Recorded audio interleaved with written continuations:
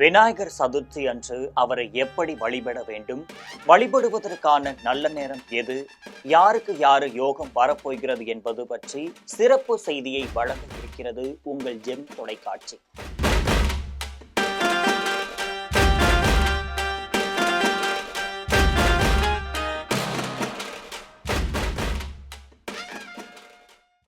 விநாயகர் பெருமான் அவதரித்த திருநாளே விநாயகர் சதுர்த்தியாக கொண்டாடப்படுகிறது.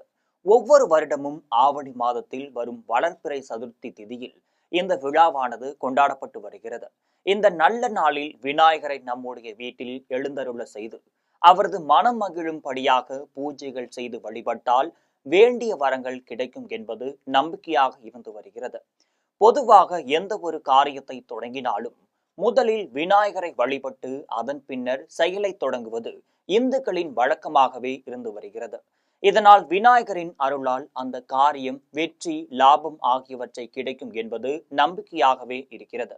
அந்த வகையில் விநாயகர் அவதரித்த விநாயகர் சதுர்த்தி நாளில் அவரை மனதார வழிபட்டால் வாழ்க்கையில் மிகப்பெரிய மாற்றங்கள் ஏற்படும். இந்த ஆண்டு ஆகஸ்ட் மாதம் 27ஆம் தேதி விநாயகர் சதுர்த்தியானது கொண்டாடப்பட இருக்கிறது.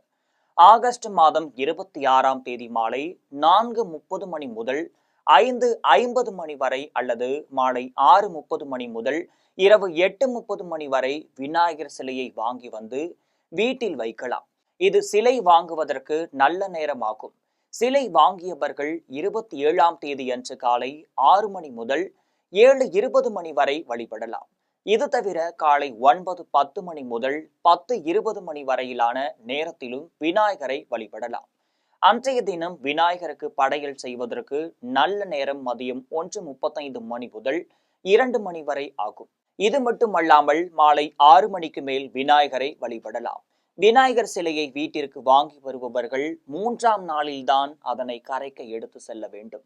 விநாயகர் வழிபடும் பொழுது விநாயகருக்கு வெற்றிலை பாக்கு, ஒரு வாழைப்பழம், மோதகம், சுண்டல், கொழுக்கட்டை, பாயாசம், வடை ஆகியவை விநாயகர் முன்பாக வைத்து வழிபட வேண்டும். விநாயகர் சிலையை வைத்து கும்பிடும் பொழுது அருகில் லட்சுமி தேவி, சிவன், பார்வதி, முருகன் போன்ற தெய்வங்களின் படங்களையும் வைத்து வணங்க வேண்டும்.